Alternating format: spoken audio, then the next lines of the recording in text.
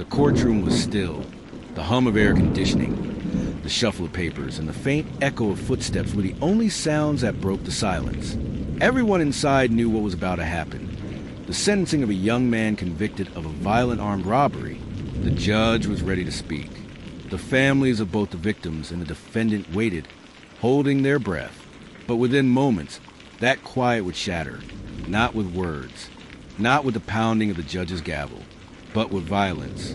Violence aimed not at the system, not at the jury, but at the very person who fought hardest in the defendant's life, his own lawyer. The defendant was just 24 years old. He had been found guilty of storming a convenience store late one night with a firearm. The robbery turned violent when the store clerk resisted. A struggle followed, and the clerk was shot, left critically injured but alive. The case drew heavy media attention. The community demanded justice, outraged that such a young man could cause such devastation. Prosecutors painted him as reckless, dangerous, and unrepentant. His defense attorney, however, argued a different angle. He told the jury his client wasn't a hardened criminal, but a young man who had fallen in with the wrong crowd. He begged the court to consider leniency, emphasizing the defendant's lack of prior convictions. For months, the attorney worked tirelessly, long hours, late nights, reviewing every piece of evidence, every testimony. To him, this wasn't just a case. It was a battle to save a young man from spending his life behind bars. But the jury didn't see it that way. They returned with a guilty verdict. And now, on sentencing day, the attorney stood at his client's side, believing his role was nearly finished.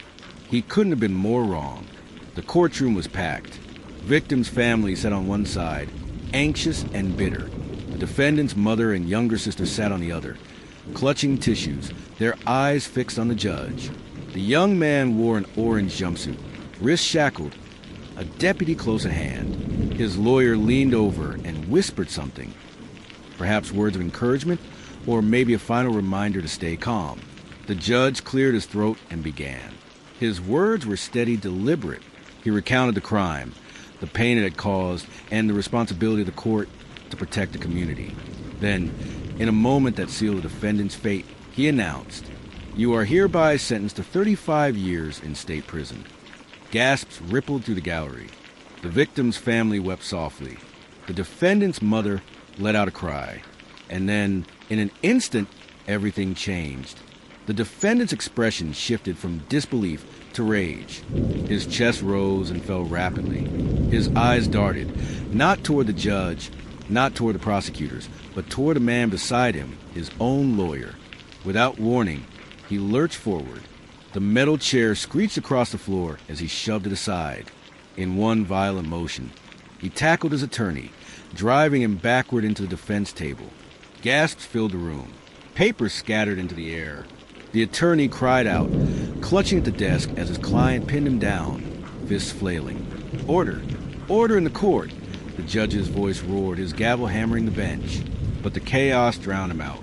Bailiffs rushed forward, their boots pounding against the hardwood floor. One deputy grabbed the defendant's arm. Another hooked him around the waist, but he thrashed violently, screaming incoherent words. The lawyer's glasses slid across the floor. His tie was yanked, his face pale with shock. He had no time to react. No way to defend himself from the very man he had defended for months. It took 4 deputies to rip the young man off his attorney. Even as they pinned him to the ground, his body bucked and twisted with fury. His voice cracked as he screamed, "You failed me. You failed me." The courtroom was frozen in disbelief. The victim's family looked on, stunned, as if justice had taken on an entirely new, twisted form. The defendant's mother collapsed into tears, begging her son to stop, pleading with deputies to let her hold him. Jurors who had returned to witness the sentencing stared wide-eyed, some covering their mouths in shock. Reporters scribbled furiously, cameras clicking. And the lawyer? He stood trembling, his shirt torn, his cheek red where his client's fist had struck. Deputies ushered him to safety, though his expression wasn't just one of fear. It was betrayal. He had fought so hard, and in return, he had been attacked by the very man he had sworn to defend. The defendant was dragged from the courtroom, shackles clanging against the floor. His screams echoed down the hallway. until they faded into silence. The judge, still shaken, recessed a hearing. The lawyer was escorted out, treated for minor injuries, but the damage went far beyond the physical. The courtroom had witnessed something deeper, a collapse of trust, a violent reminder that desperation can turn even an ally into a target. For the defendant, the attack only sealed his fate. Alongside his 35-year sentence, new charges of assaulting his own attorney were filed. The possibility of parole? All but gone. Courtrooms are meant to be places of order, where justice is delivered through words, evidence, and truth.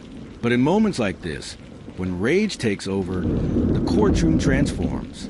This wasn't just an attack on a lawyer. It was an attack on the very symbol of justice itself. For that attorney, the scars may fade, but the memory of betrayal will linger forever. And for everyone who witnessed it, the lesson was clear. Inside the courtroom, justice isn't the only thing at stake.